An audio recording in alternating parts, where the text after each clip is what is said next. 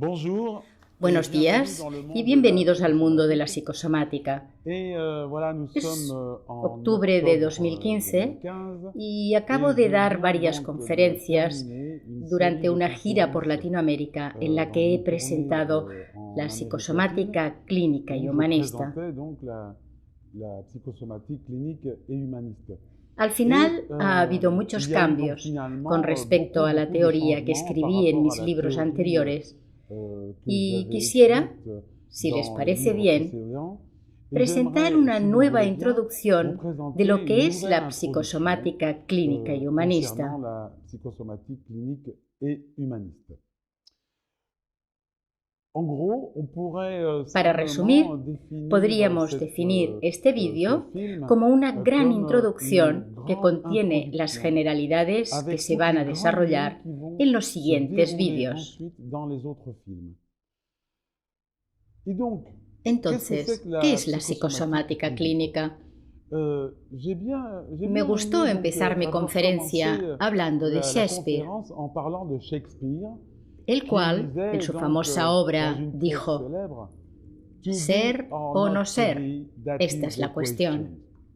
Eh ben, Claro, la exactement, pregunta no es la bien sûr, misma c'est pas la même question, hein, et y c'est las pas les mêmes respuestas no réponses son que las nous allons mismas, trouver, mais finalement, las que il y a une question encontramos. récurrente Y al en final hay una psychosomatique, pregunta c'est recurrente en qu'est-ce qui se passe psicosomática y entre es: ¿qué ocurre l'esprit, entre le la mente mental y el et cuerpo, le la corps, la célula, los cellule, les tissus, tejidos, les las fonctions, etc. funciones, etc.? C'est-à-dire qu'il y Hay a un une enigma énigme qu'on que se appelle llama l'énigme el enigma psychosomatique, psicosomático, et c'est es decir, qu'est-ce cómo, qui se passe qué ocurre exactement exactamente entre entre la mente y el l'esprit, cuerpo, le la mental célula, et el le corps, síntoma. la cellule, le symptôme. Et Y a esta pregunta cette question, intentaron les contestar chercheurs en investigadores de sciences ciencias humaines humanas durante años y ont años, essayé donc d'y répondre incluso pendant centenares des de années, años. voire des centaines d'années. Et Y sin sans querer vouloir, entrar je dirais, demasiado en aller detalles, trop dans les détails, ce serait sería peut-être un peu demasiado trop long largo ici. aquí. Je Creo que crois qu'on peut podríamos se permettre remontarnos de al donner año donc la date de 1895, 1895, c'est-à-dire la que naissance de la corresponde al psychanalyse. nacimiento Alors del pourquoi cette date-là? psicoanálisis. Parce ¿Y qu'il por y qué a esta un fecha? avant et un après. Porque hay un Avant, antes y un después. on pensait Antes se que pensaba c'était que era la raison razón la qui que commandait, mandaba. c'est-à-dire La famosa frase de Descartes es: pienso, luego existo. donc je suis. A partir de 1895 podríamos decir, bromeando, no pienso, y sin embargo existo. ¿Por qué? Porque dependemos totalmente de nuestro inconsciente. En 1895 se da el nacimiento del psicoanálisis, que fue evidenciado por Freud. Y sobre todo, lo que más nos interesa a nosotros es la existencia de un inconsciente. Y cuanto más avanzamos en nuestras investigaciones, más pensamos hoy, bueno, yo lo pienso, que nuestro inconsciente dirige una gran parte de nuestra vida, de nuestros deseos, tanto cosas positivas como cosas negativas. Hay una frase que me gusta repetir y es: ¿cuál es la verdadera naturaleza de nuestros actos? Esta pregunta Freud se la planteó durante años y años y llegó a la conclusión muy simple: es el inconsciente el que está detrás. A mí me gustaría retomar esta frase por mi cuenta y aplicarla a la psicosomática clínica.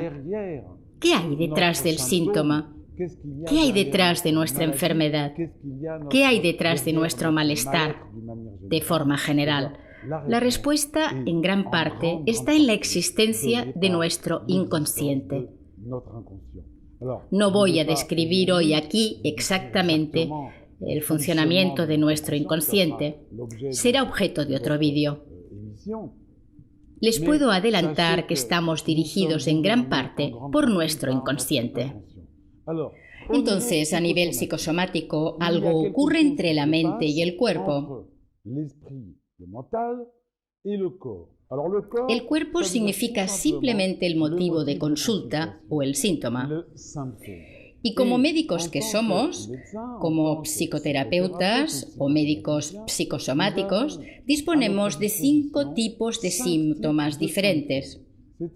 La persona acude o bien con un síntoma orgánico, algo totalmente medible, como una etiqueta concreta, como una esclerosis múltiple, un cáncer de colon, un cáncer de útero, un eczema, una sinusitis, con pruebas que lo demuestran. Y todo eso es medible. Y es con lo que trabajan la mayoría de los médicos, con el síntoma orgánico y con pruebas de resonancia magnética, analíticas, pruebas clínicas, etc. Luego hay un segundo tipo de síntoma, el síntoma funcional. ¿Funcional qué quiere decir? Nos indica simplemente que la persona padece de algo. Puede ser un dolor interno, por ejemplo, o algo no tan importante, pero le duele algo. Le hacen todo tipo de pruebas exhaustivas y no encuentran nada. Le dicen entonces que debe ser algo mental, ya que no hay ningún síntoma orgánico. Pero la persona siente dolor, siente molestias, etc. El tercer tipo de síntomas se refiere a personas que acuden a la consulta por síntomas comportamentales, o sea, de cómo yo funciono. Por ejemplo, la bulimia, la anorexia. Aquí estamos frente a un trastorno de ingesta compulsiva. No es algo medible a nivel orgánico. No es funcional. Es comportamental. La persona funciona así y aquí se incluyen todos los demás tics, como lavarse las manos muchas veces, comprobar las cerraduras, el gas, etc. Tiene que ver con el comportamiento de la persona. El cuarto tipo de síntoma es el síntoma psicológico. ¿Qué quiere decir psicológico? Suele referirse a la psicología freudiana, que se enseña en la Facultad de Psicología, en Ciencias Humanas, y psicológico, para dar un ejemplo concreto, podría ser un desorden amoroso, o sea, problemas de pareja, o bien una repetición, siempre me encuentro con el mismo tipo de hombre o el mismo tipo de mujeres, o trastornos de tipo cuestionamiento existencial. En estos casos no es orgánico, no es funcional, no es comportamental, está ligado a la psiquis. Y quinto tipo de síntoma, y aquí prefiero ser sincero, es un síntoma que no trato frecuentemente, porque no soy un especialista del tema, ya que se trata del síntoma psiquiátrico.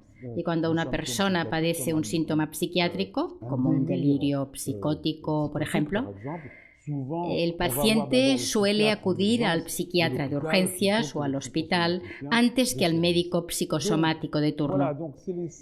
Resumiendo, estos son los 5 tipos de síntomas que nos encontramos generalmente en nuestra práctica diaria. ¿Por qué aparece el síntoma? Sea este orgánico, funcional, comportamental, psicológico, psiquiátrico. Y nos haremos la siguiente pregunta. ¿Qué ha ocurrido en la vida de la persona que haya podido generar este síntoma? ¿Cuál es su origen? Avanzando en este terreno, hemos de llegar a 2 personajes importantes. El primero, ya comenté, que es Freud. Dice, ¿qué es el inconsciente? Él inventó otro término que me permito retomar, el término de conversión. El término conversión es explícito. Significa que hay algo aquí que es psíquico, que se va a transformar, mover y que se va a convertir en orgánico, funcional, comportamental, etc. Y Freud utilizó ampliamente la expresión conversión, en particular en la histeria, especialmente en las parálisis de la mujer joven, paralizada por un fenómeno de conversión de su psique. Este síntoma se solía tratar con hipnosis. Y aquí les remito a las clases de hipnosis que daba el profesor Charcot en París en los años 1880-1885. Así que mantengo este término, ya que corresponde exactamente a cómo veo yo las cosas.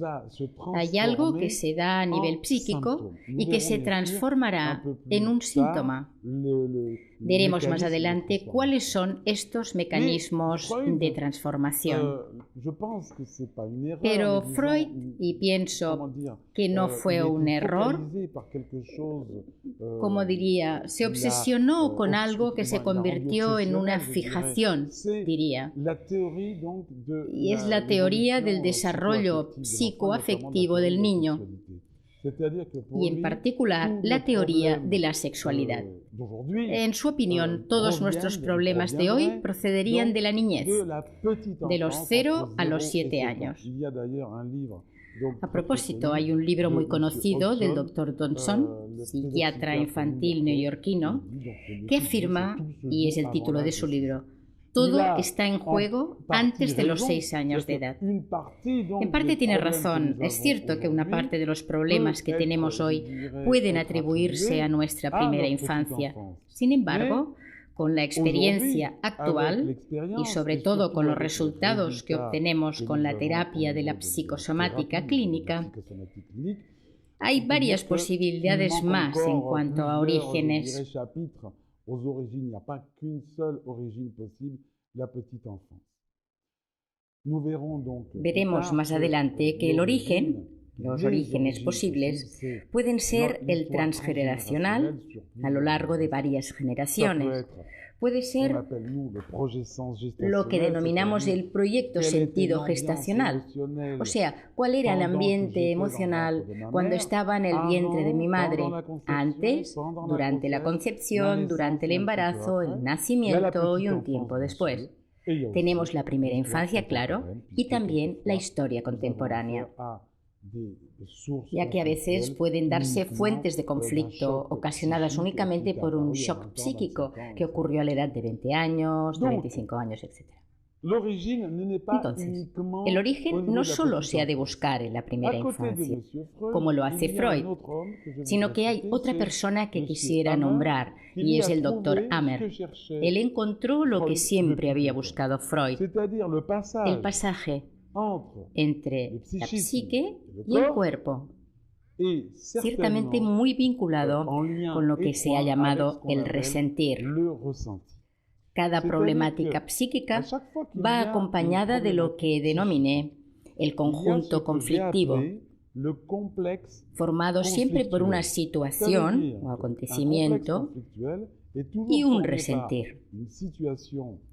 Resentir es igual a emoción bloqueada o sensación bloqueada en el momento en que ocurre el acontecimiento. Se podría calificar también como contenido del conflicto. Tenemos el ejemplo de una situación de separación.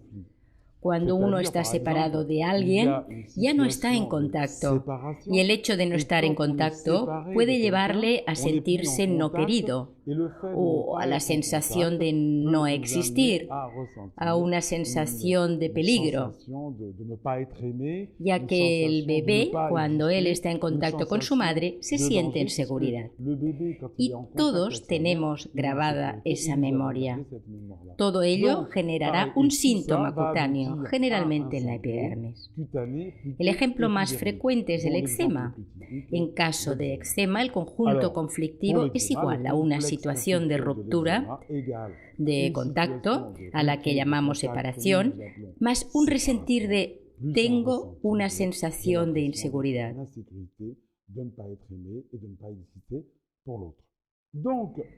Sea cual sea el síntoma, orgánico, funcional, comportamental, psicológico o psiquiátrico, tenemos un conjunto conflictivo básico, o sea, una situación o un acontecimiento específico junto con un resentir, que suele ser una emoción o una sensación que ha quedado bloqueada.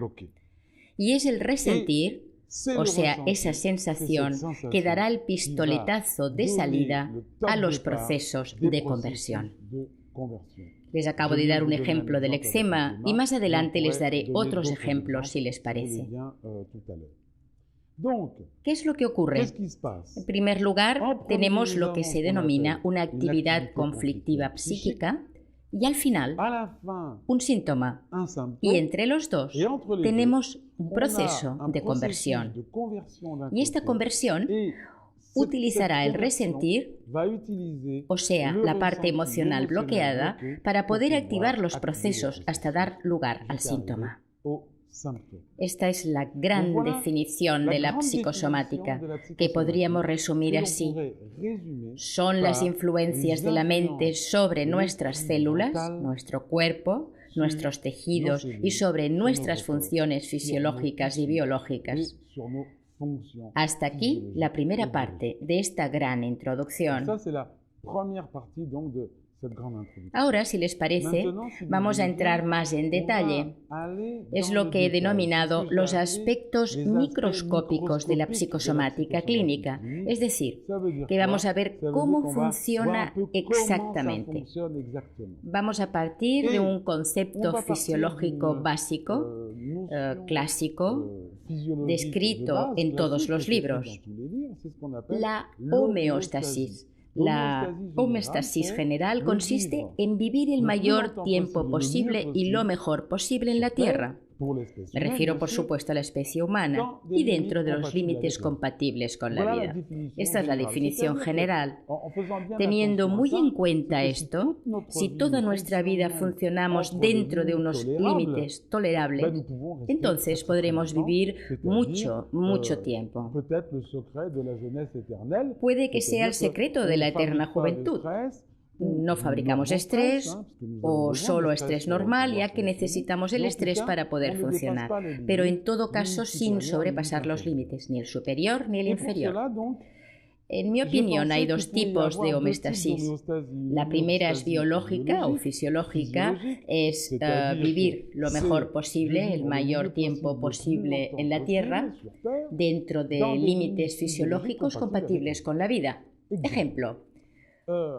Como de forma normal, toda mi vida cuido lo que como hasta saciarme, no me privo. Así funciono dentro de dos límites. Un límite superior sería yo como demasiado, y si como demasiado, como demasiado, como demasiado. ¿Qué pasará a nivel fisiológico? Haré estallar algunos indicadores como el azúcar, el colesterol, los triglicéridos, el ácido úrico, etc. Y podría desarrollar, según se me antoje, un cierto número de patologías en función de lo que como, etc. Y, como no, sobrepeso. A la inversa, si sobrepaso los límites a nivel inferior, en este caso aparece el hambre. Y puedo morir de hambre si no como suficiente, o bien tener una carencia más o menos grave de proteínas, de azúcares. Siempre que sobrepasamos estos límites, tanto el inferior como el superior, van a ocurrir cosas que podrían llevar a acortar nuestra vida, ya que si no comemos, vamos a morir rápidamente. Y si comemos demasiado, vamos a estallar y desarrollar una enfermedad metabólica que acortará nuestra vida con complicaciones cardíacas, renales, hepáticas, etc. Así tenemos límites fisiológicos y podríamos utilizar este enfoque para todas las constantes biológicas, tanto en caso de hiper o hipotiroidismo como a nivel de otras hormonas o bien a nivel de nuestro funcionamiento general. Por ejemplo, nos dicen que hagamos deporte. Está bien, estoy seguro que está bien, pero si hacemos 6 u 8 horas de deporte al día o en cambio no hacemos nada de deporte, estamos sobrepasando un cierto límite y pueden ocurrir ciertas cosas que van a influenciar nuestra homeostasis general y que harán que nos marchemos un poco antes. Al lado de la homeostasis fisiológica y biológica, también hay, pienso, me atrevería a decir, que existe una homeostasis psíquica. Y funcionamos así igualmente, toda nuestra vida dentro de un límite superior y uno inferior. Si funcionamos así siempre, vamos a generar estrés normal, cansancio normal y un estado de preocupación normal, compatible con la vida. Y podemos funcionar así por años y años, incluso decenas de años, y quizás vivir hasta ser muy mayores. Puede que sea el secreto de la sabiduría, no sobrepasar estos límites. Es muy frecuente que hable de sobrepasar los límites. Cuando alguien sobrepasa los límites inferiores, es una persona que se queda ahí parado y que funciona de un modo muy débil. Yo estoy pensando en las depresiones, las melancolías, las personas que se quedan abatidas después de una mala noticia, el fallecimiento de alguien. Así no se puede estar viviendo de una forma normal. La persona está muy preocupada y en cualquier momento, por inadvertencia, ya que tiene la mente en otra parte, podría encontrarse en peligro sin saberlo, sobre todo si conduce o si trabaja. Por ejemplo, en un taller de carpintería, imaginen a alguien que está preocupado, que va cortando madera. Es fácil suponer que tenga un accidente o algo similar. Por el otro extremo, es lo mismo. Retorno al ejemplo de la catástrofe aérea de Malaysia Airlines. Lo vi en directo, como ustedes supongo. Una madre china que se entera que su hijo único ha fallecido en este accidente, o por lo menos por ahora está desaparecido. Y es una mujer así de delgada. Pues hacían falta 4 hombres para contenerla, para impedir que lo rompiera todo, ya que se desprendía una fuerza impresionante. Sin duda, aquel día o en ese momento había sobrepasado sus límites psíquicos y lo sabemos todos. Cuando sobrepasamos estos límites psíquicos, podemos volvernos muy peligrosos hacia los demás y también hacia nosotros mismos. Así que tenemos estos dos sistemas, el biológico por un lado y el psíquico por el otro. Si respetamos esos límites, pienso que podemos vivir muy bien durante años y años con un estrés normal. Si todo el mundo viviera así, no habría enfermedades, pienso, ya que sabríamos cómo manejar todo eso y en particular nuestro sistema ya sabe cómo gestionarlo todo. Además, tengo la clara impresión que el sistema biológico de protección, que se denomina sistema psíquico de protección, referido a la homeostasis, tengo la impresión que ambos son como dos amigos íntimos que trabajan codo a codo y se entreayudan.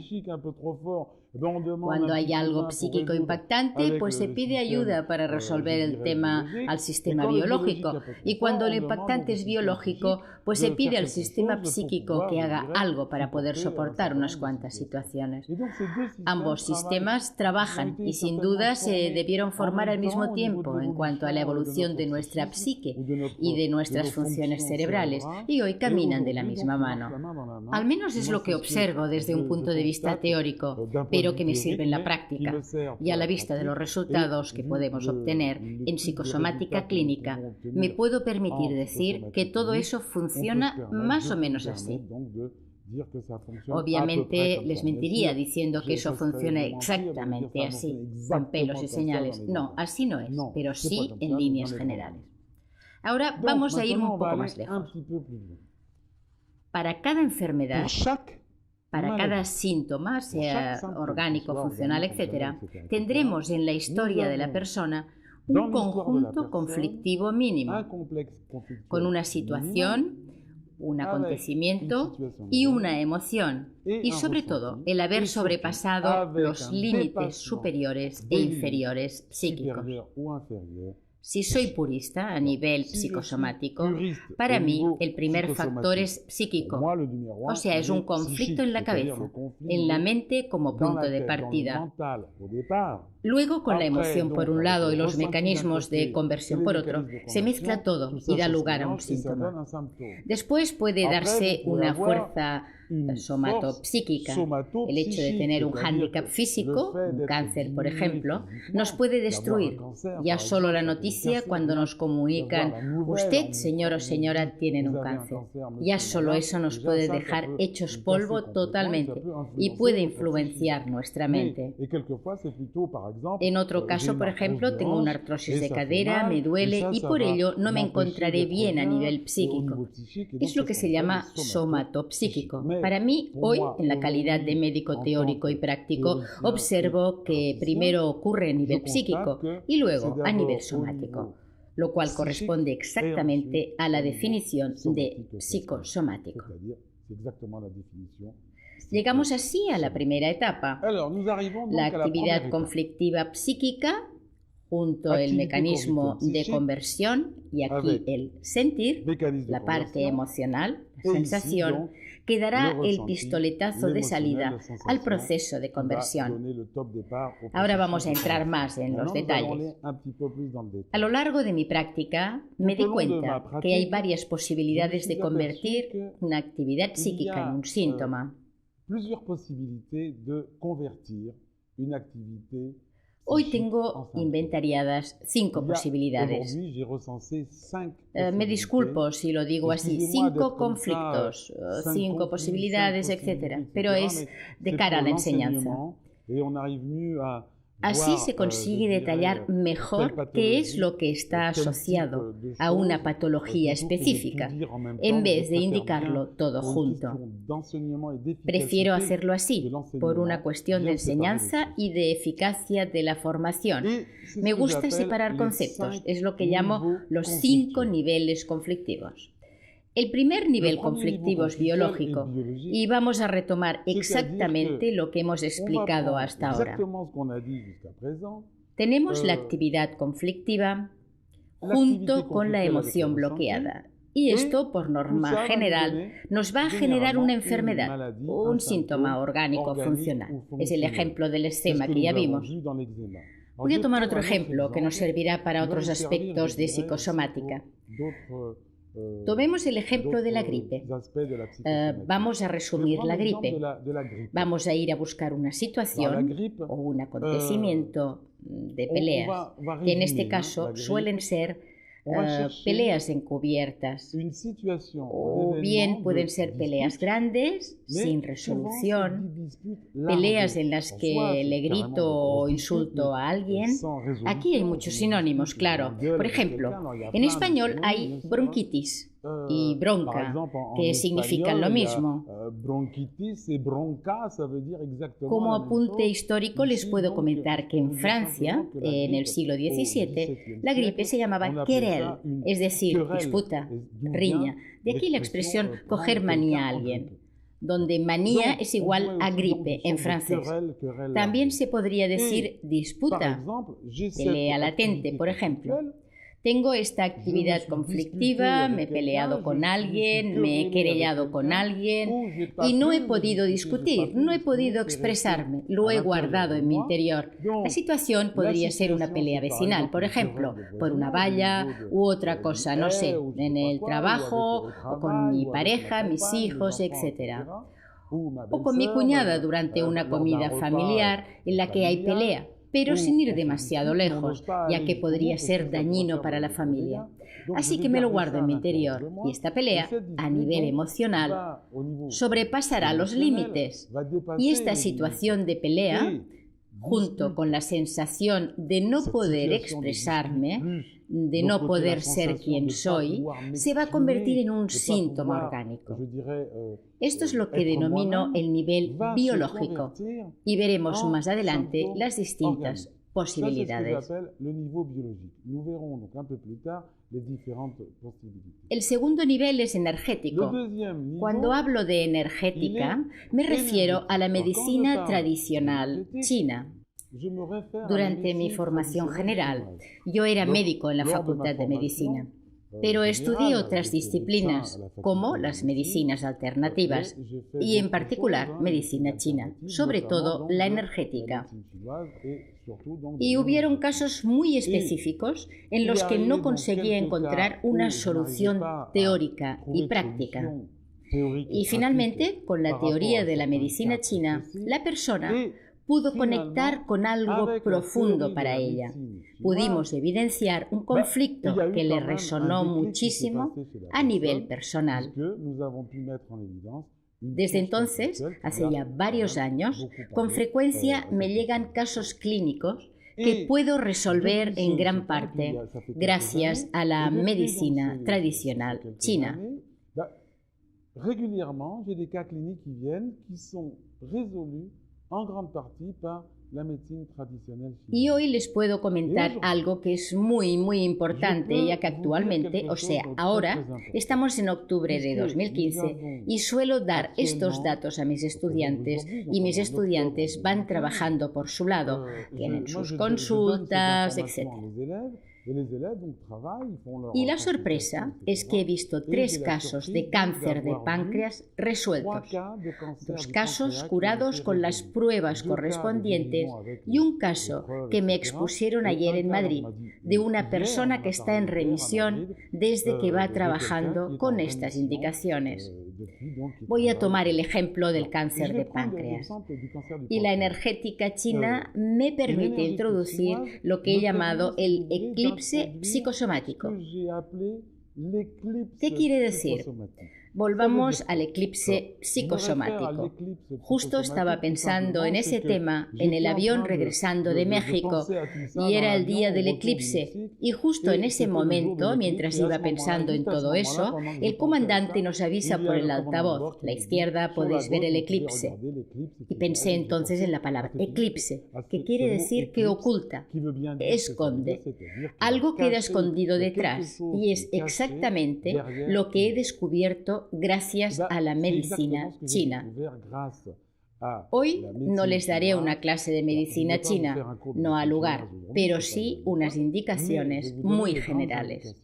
La primera indicación, en caso de cáncer de páncreas, es que todo el mundo se enfoca al páncreas, se mira únicamente el páncreas, cuando en realidad el verdadero nudo problemático no se encuentra en el páncreas. Y quizás es por eso que el cáncer de páncreas es tan agresivo, porque uno se enfoca al páncreas y no al origen, ya que uno cree que el origen es pancreático. Pues no, el origen pancreático está en la vesícula biliar. En medicina china se dice que la vesícula biliar, que pertenece al elemento madera, normalmente la madera debe cubrir la tierra, debe controlar la tierra, y la tierra es el páncreas. Las palabras claves de la vesícula biliar son injusticia, rencor e ira contenida. Así que le di vueltas al tema y pienso que hay un eclipse psicosomático porque hay una especie de constelación emocional. Y aquí también utilizo un término de astronomía, la constelación, o sea, que hay por lo menos 2 emociones bloqueadas, 2 sentimientos bloqueados. La primera es la emoción, que se asocia al páncreas, es decir, la ignominia, lo que nos resulta más difícil de oír, de vivir, que podríamos resumir con una gran putada en lenguaje más gráfico. Pero no es una gran putada, es algo gordísimo que nos ha ocurrido. Eso es el páncreas, junto con unos sentimientos de injusticia, rencor y de ira contenida que guardamos en nuestro interior. Hay 2 emociones juntas. Es lo que he llamado una constelación emocional. Hasta ahora teníamos por costumbre analizar el resentir del páncreas. En cambio, ahora no nos concentraremos solo en el páncreas, sino que focalizaremos nuestra atención terapéutica hacia la injusticia, el rencor y la ira contenida. Desde que transmití esa información, como comentaba, se han curado 2 cánceres de páncreas y un tercero está estable, como ya les comenté, noticia de ayer. Pero eso no es todo. Por ejemplo, con la diabetes ocurre exactamente igual. Todo el mundo se enfoca en la diabetes y aquí también tenemos un eclipse psicosomático con emociones bloqueadas y una constelación emocional, por lo tanto. ¿Qué ocurre con la diabetes? Obviamente encontraremos las emociones clásicas de la diabetes, como la resistencia, la repugnancia, etc. Y junto con estas, como estamos en el páncreas, también habrá la imposibilidad de expresar el rencor, el sentimiento de injusticia, la ira contenida, porque suele ser una persona cercana la que ha desestabilizado al paciente. Por tanto, las consecuencias han dado la diabetes, pero el origen psíquico conflictivo es el rencor. la injusticia y la ira contenida.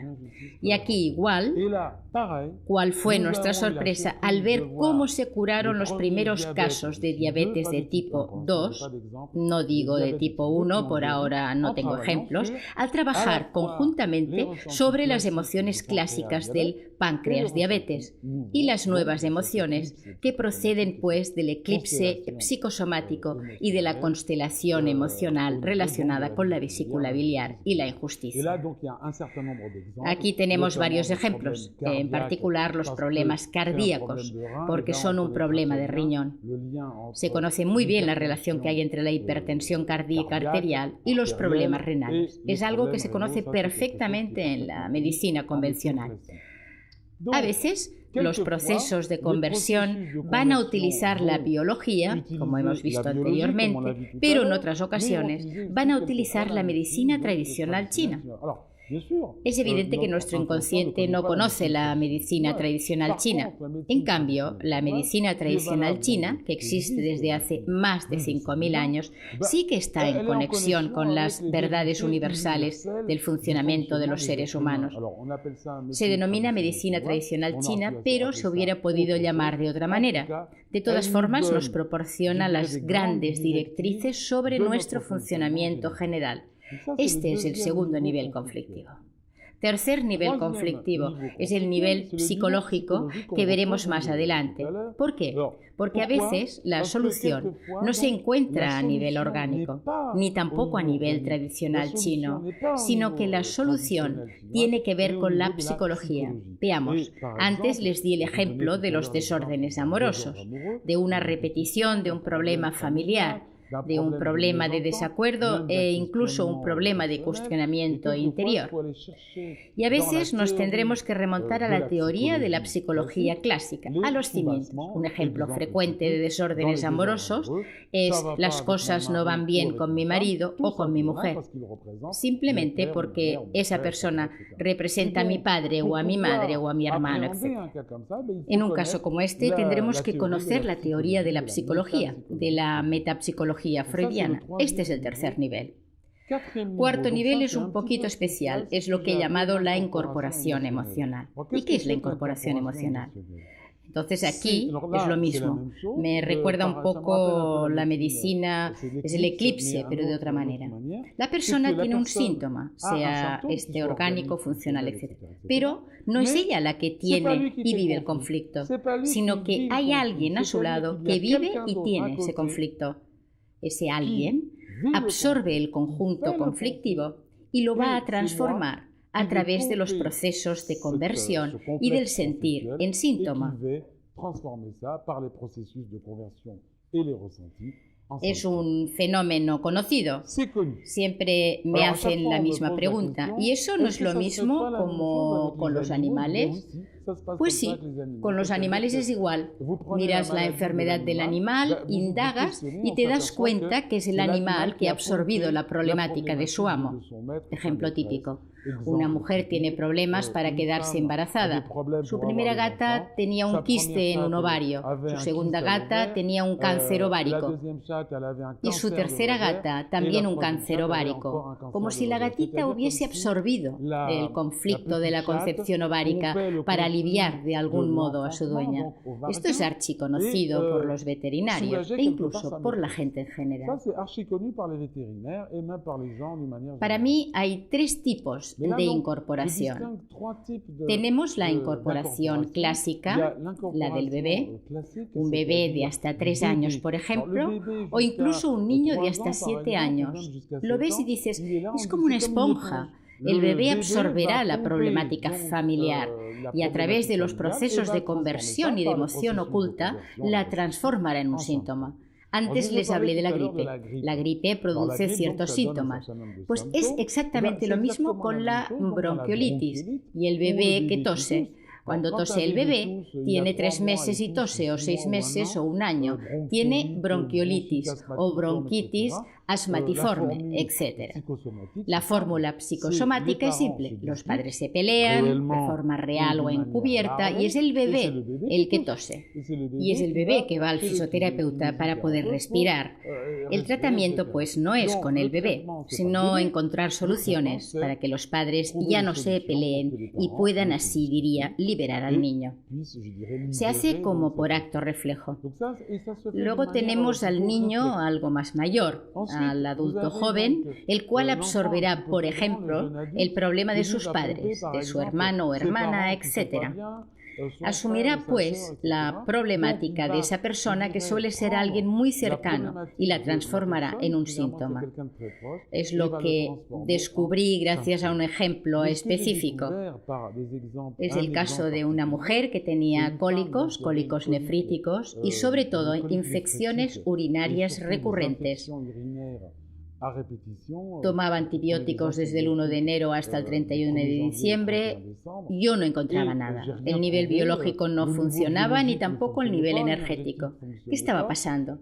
Evidenciamos que su hija había vivido situaciones difíciles, con emociones específicas vinculadas al riñón, y era la madre la que estaba desconcertada de ver a su hija así.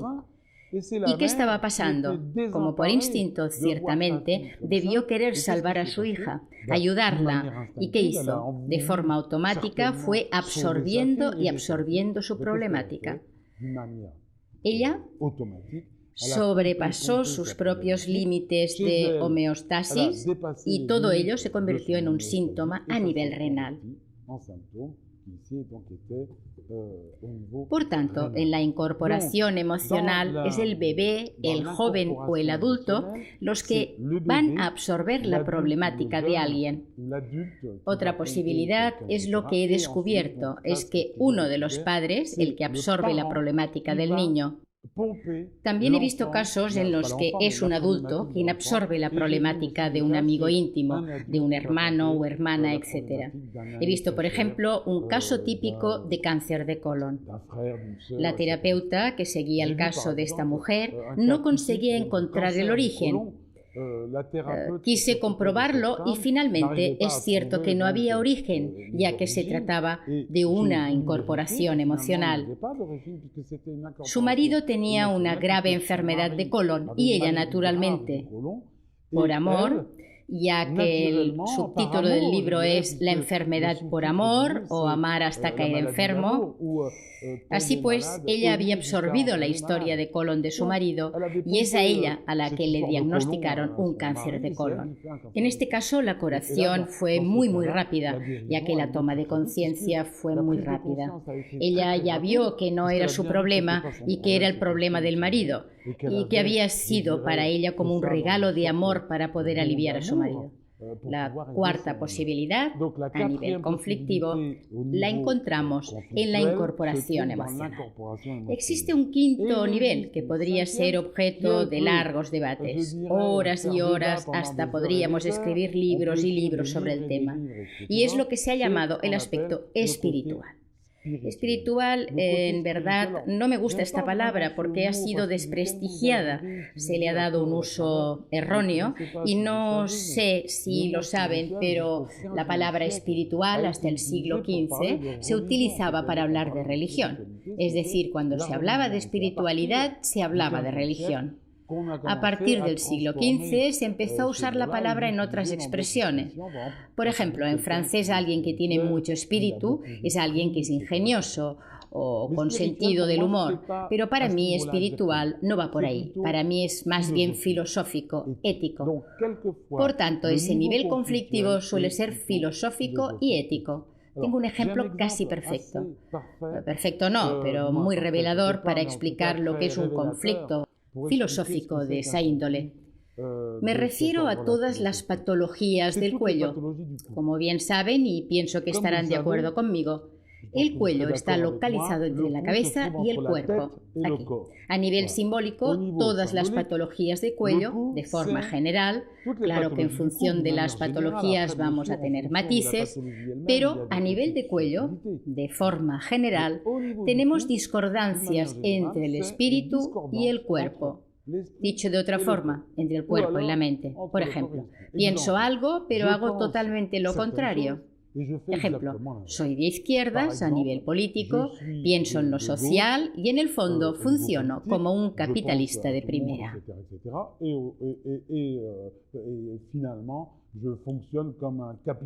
Aquí pues hay incoherencia. Esta incoherencia siempre es igual en la homeostasis. Sobrepasará los límites superiores o inferiores y allí se transforma.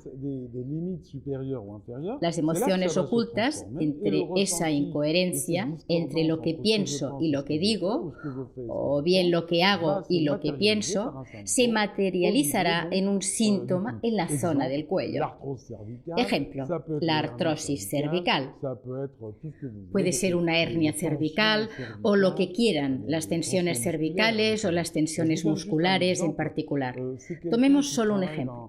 Alguien que trabaja en un laboratorio farmacéutico, él vende fármacos muy tóxicos, a su modo de ver, en particular fármacos oncológicos, psiquiátricos o psicotrópicos. Mientras que él se trata con homeopatía o con plantas. Al cabo de varios años, lo sentía cada vez con más fuerza. Entra en una incoherencia entre lo que hace y lo que vende, y lo que piensa, etc. Y eso se transformó en una artrosis cervical, ya que veremos más adelante que hay varias formas de desencadenar una enfermedad. En su caso, pasaron años y años y al final aparece una artrosis cervical. Le duele cada vez más y el tratamiento no funciona. Simplemente, cuando trabajamos la temática de la incoherencia, él lo vio claro.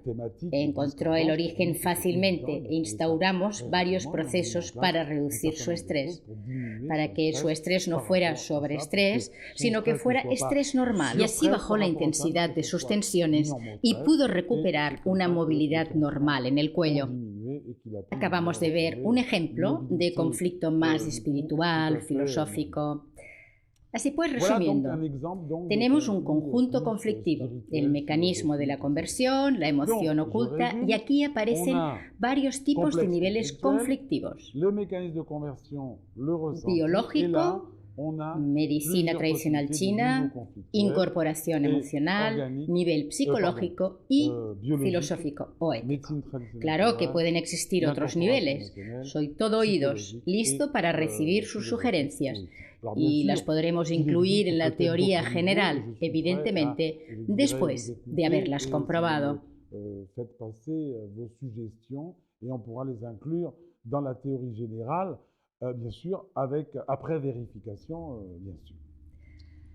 Ahora ya sabemos cómo funciona.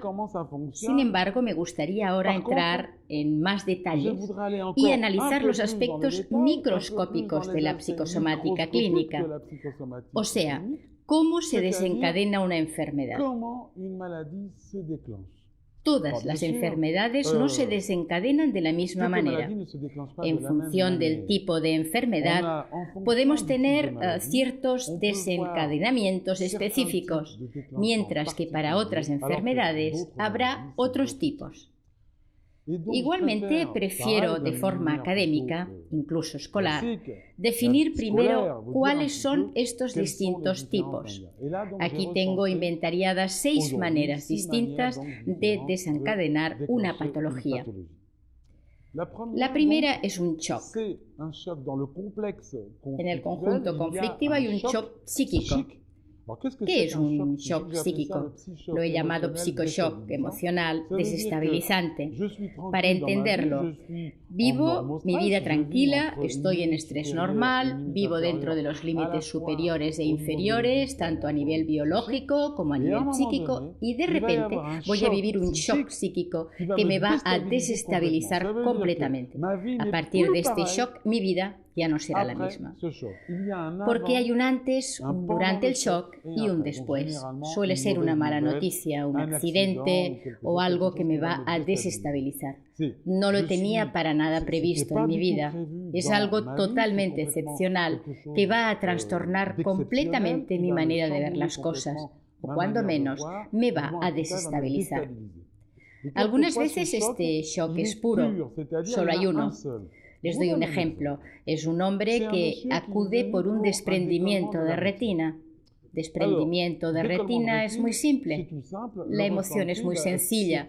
Está relacionada con la vista y el desprendimiento de retina es una enfermedad aguda que en la mayoría de los casos dará lugar a una ceguera.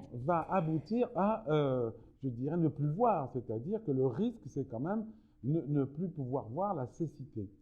Y donc, el riesgo es perder la vista, la ceguera. ¿Y qué iremos a buscar en un desprendimiento de retina?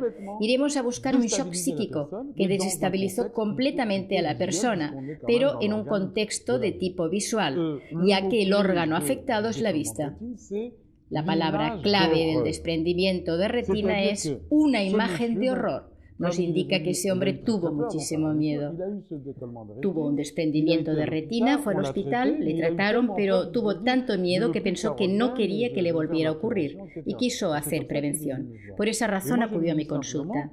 Yo le dije simplemente que en caso de desprendimiento de retina había que ir a buscar un shock único, puro, lo que se llama un conflicto coyuntural agudo. Eso ocurre una vez en la vida o unas pocas veces, no todos los días. Y en su caso, ¿qué le había ocurrido? Tardó un segundo en encontrar el conjunto conflictivo. ¿Y qué le ocurrió? Conducía por la carretera y vio unos coches parados, ambulancias, así que como él es socorrista, se paró para ayudar. Y allí tuvo una visión de horror porque estaba ante un accidente de tráfico con una moto hecha trizas, vio una cabeza arrancada, un miembro aquí en el suelo, otro allí, y fue horroroso. Quiso de algún modo cerrar los ojos para no ver esa escena tan horripilante y unos minutos más tarde, cuando se marchó del lugar, empezó a tener trastornos visuales. Decidió entonces, de vuelta hacia su casa, parar en el hospital y le dijeron, es un desprendimiento de retina. Eso es lo que se llama un psicoshock puro. Solo ocurre una vez en la vida. También se denomina coyuntural y es válido para cualquier enfermedad. Después tenemos otro desencadenamiento muy especial que se da en la mayoría de enfermedades graves. Cáncer, por ejemplo, cáncer de pecho, cáncer de páncreas, cáncer de colon, todo tipo de cáncer. Aquí tenemos lo que se llama un psicoshock desencadenante asociado a varios psicoshocks programantes. ¿Qué quiere decir? Para entenderlo, he inventado la metáfora de la jarra psicosomática. Tenemos una jarra, está vacía, y cada vez que viviremos un conflicto, vamos a producir líquido conflictivo. En el psicoshock puro, que expliqué antes, el caso del desprendimiento de retina, la jarra estaba vacía y se rellenó de golpe. Luego desbordó súbitamente, y es una jarra que se constituye en el momento del conflicto.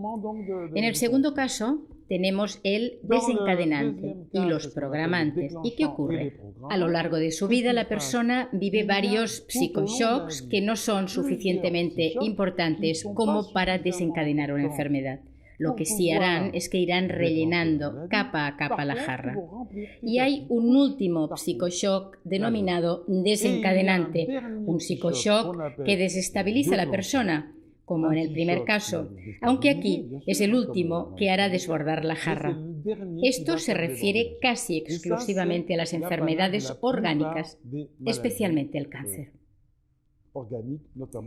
Tercera posibilidad, lo que se denomina saturación conflictiva.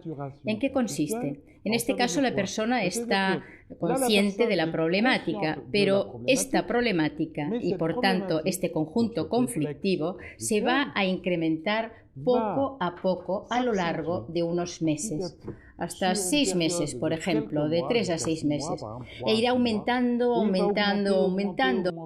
Y es como si se acentuara la presión y al final se convierte en una fijación, y es cuando se desborda la jarra. En la práctica, o bien encontraremos un único conjunto conflictivo, o en ocasiones existen 2 o 3 conjuntos conflictivos.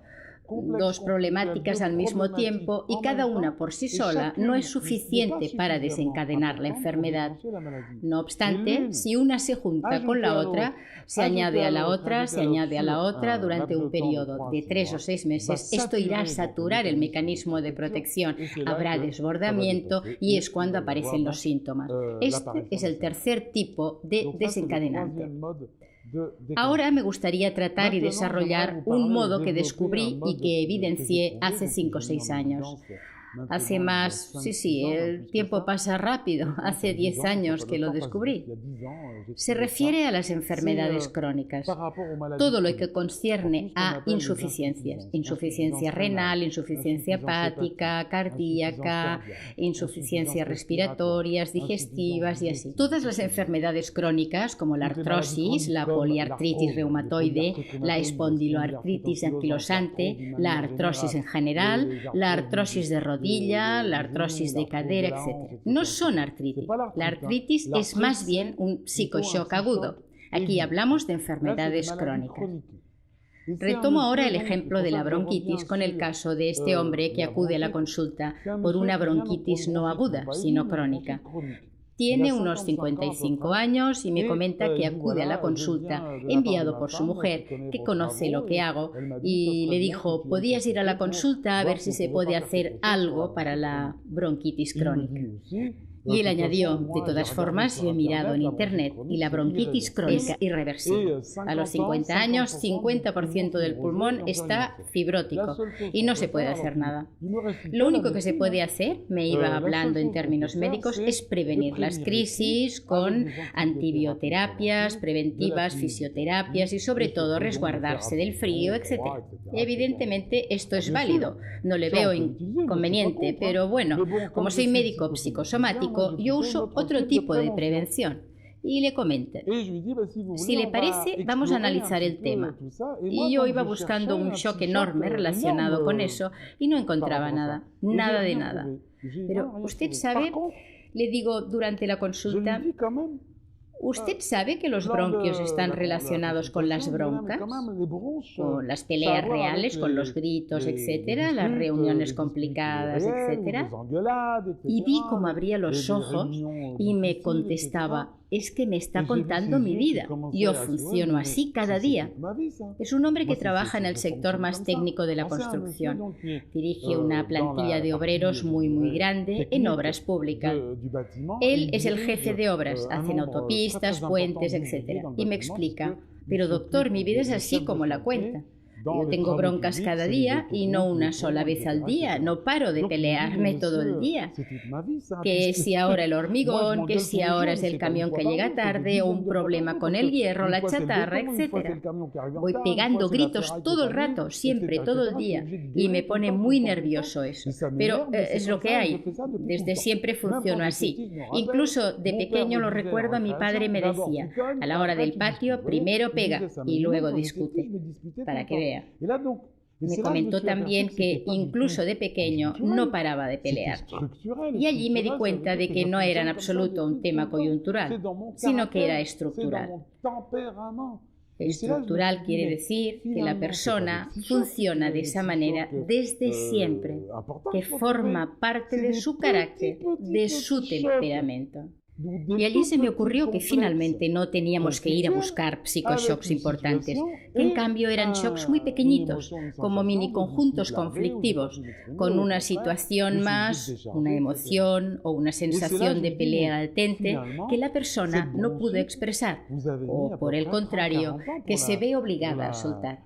Y es cuando le dije, pues esa bronquitis usted ha tardado 30 o 40 años en fijarla, y si me permite la imagen de la jarra, han sido 10, 15, 20 gotas al día las que han ido rellenando. Y así durante 20 años, 30 años, 40 años, al final pues se ha desbordado. Y es una gotita la que hace desbordar la jarra. En este caso la jarra es así y se va rellenando durante años y años. ¿Cuál era la terapéutica posible? Había que hacer prevención.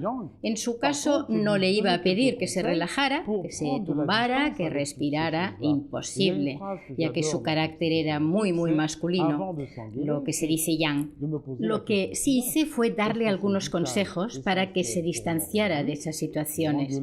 Y hay una frase que me encanta en psicosomática y es: antes de tener una bronca, hágase esa pregunta. ¿Es vital y esencial para mí hoy que le grite por teléfono a esa persona o en el trabajo, así, para seguir rellenando, o que vuelva a desbordarse la jarra de mi bronquitis crónica? Y le dije, lo primero que ha de aprender es a respirar tranquilamente, con calma. No hace falta ninguna técnica, es simple. Antes de ponerse nervioso, tome una respiración. Para los puristas, tomar una respiración quiere decir estimular el sistema digestivo y, en particular, el sistema neurovegetativo, el que aporta paz, descanso, etc. Y se marchó con eso. Regresó un mes más tarde. Un mes más tarde me comenta: doctor, escupo 2 veces menos. Uno de los síntomas de la bronquitis crónica es escupir. Le voy a contar 2 cosas que le van a gustar. La primera es que mi mujer le da las gracias porque no entiende cómo me he podido calmar de esa manera. Y mis colaboradores también estaban perplejos. Pensaban que estaba enfermo porque me veían más tranqui, más sonriente, etc. Pero le tengo que confesar algo, me dijo así. Al salir de la consulta no me creía nada de lo que me dijo, pero le seguí la corriente. Y lo que vi, y eso es increíble, lo que vi es que los resultados no tardaron en aparecer. Y a los primeros días intentaba no pelearme o distanciarme de los colaboradores, del hormigón, de la chatarra, de todo eso. Y en casa también, de mi mujer, mis hijos, etc. Pues el resultado fue casi inmediato. Ese mismo día ya tosía un poco menos. Observé que al cabo de una semana ya tosía menos. Seguí por ese camino e hice lo que me aconsejó: respirar, tener cuidado. Y me hacía la pregunta: ¿es vital y esencial para mí hoy que me peleé para agravar la tos? ¿Y cuál fue mi sorpresa al ver que al cabo de un mes de ejercicios intensivos, pues que tenía un 50% de mejoría? Yo mismo no me lo podía creer. Era increíble. Era la primera vez que veía una enfermedad crónica evolucionar hacia lo positivo, simplemente con cosas muy sencillas. Gracias a este caso pude evidenciar lo que he llamado la conversión repetitiva mínima.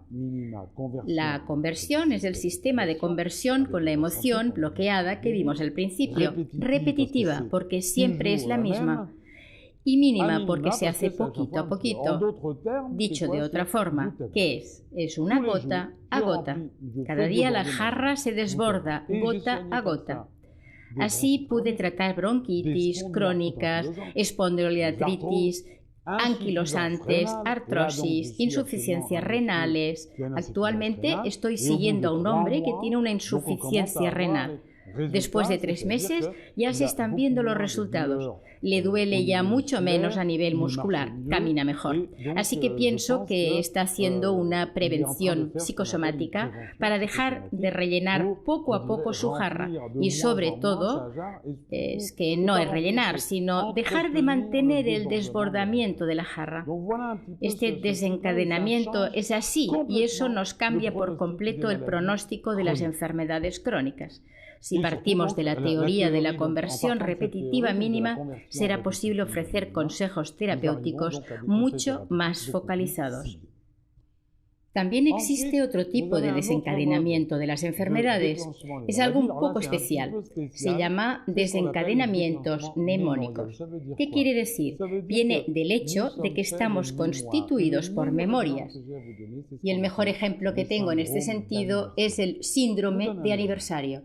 Les doy un ejemplo. Este es fantástico porque es el caso de un médico a quien un día, él tenía 52 años, le aparecen todos los síntomas del infarto de miocardio.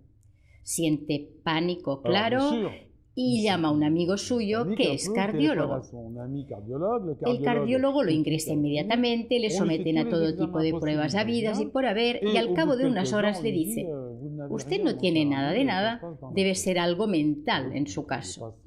Y él no se lo cree, piensa que eso no puede ser. Pero bueno, el electrocardiograma no evidenciaba nada. Unos meses más tarde, lo mismo. De nuevo tiene síntomas, se dirige a otro hospital y le vuelve a pasar lo mismo. Le dicen, mire, usted no tiene nada orgánico, es funcional, dejando a entender que debía ser mental. Así que acude a la consulta e intento trabajar con las palabras claves psicosomáticas del conjunto conflictivo del infarto de miocardio. Y no encuentro nada. En cambio, en su historia personal aparecía simplemente el fallecimiento de su padre por infarto de miocardio a los 52 años. En esa época él tenía unos 20 y es la razón por la que estudió la carrera de medicina. Quedó muy afectado por ese fallecimiento y su cerebro grabó a los 52, mi padre falleció de infarto de miocardio. Cuando él cumple 52 años, vuelve a leer ese acontecimiento y es lo que se ha denominado un síndrome de aniversario. Otro ejemplo clásico sería con un niño, un joven o un adulto joven que tienen un brote de delirio psicótico. A menudo encontraremos el origen en la historia familiar de la persona. Hubo un drama que ocurrió a una edad específica y el brote está relacionado con la fecha del acontecimiento. Existen otras programaciones. Por ejemplo, la programación transgeneracional a veces es una memoria del proyecto sentido. Como les comenté, el proyecto sentido es la historia familiar emocional, mientras uno está en el vientre de su madre, un poquito antes y un poquito después. Sexta manera de desencadenar una enfermedad es la conversión mixta, o sea, que hemos de mezclarlo todo. Podemos tener un psicoshock desencadenante con programantes dentro de una memoria familiar, etc. Pues bien, con todo lo que hemos visto, ya tenemos los distintos tipos de desencadenamientos. Evidentemente, con la experiencia nos damos cuenta que, por ejemplo, para una alergia iremos a buscar un psicoshock puro. Para una bronquitis crónica, acabamos de verlo, es más bien una conversión repetitiva mínima más una memoria familiar, etc. Así que es la experiencia la que nos guiará hacia un tipo de desencadenamiento u otro. ¿Por qué insisto en todas estas posibilidades? Les he hablado de los 5 síntomas diferentes, o sea, orgánico, funcional, comportamental, psicológico y psiquiátrico. Les he hablado de los niveles conflictivos, biológico, energética china, incorporación emocional, psicología y filosófico. Les he hablado de los distintos tipos de desencadenamiento de las enfermedades. Psicoshock puro, psicoshock desencadenante con programantes, de la saturación conflictiva, de la conversión repetitiva mínima, las enfermedades crónicas, de las conversiones memónicas con el síndrome de aniversario y de las mixtas. ¿Por qué? Simplemente porque vamos a intentar, con nuestro diagnóstico psicosomático, lo más preciso posible, gracias a todos estos elementos, vamos a acercarnos lo más posible a los mecanismos de conversión para que la persona pueda conectar con su propia historia y especialmente con su propio resentir o sus propias emociones. Así pues, podremos establecer un diagnóstico psicosomático lo más preciso posible. Para mí, esos son los aspectos microscópicos de la psicosomática clínica que nos permiten conectar con la historia personal de cada uno. Una vez lograda esta conexión, se podrá pasar entonces a la parte terapéutica.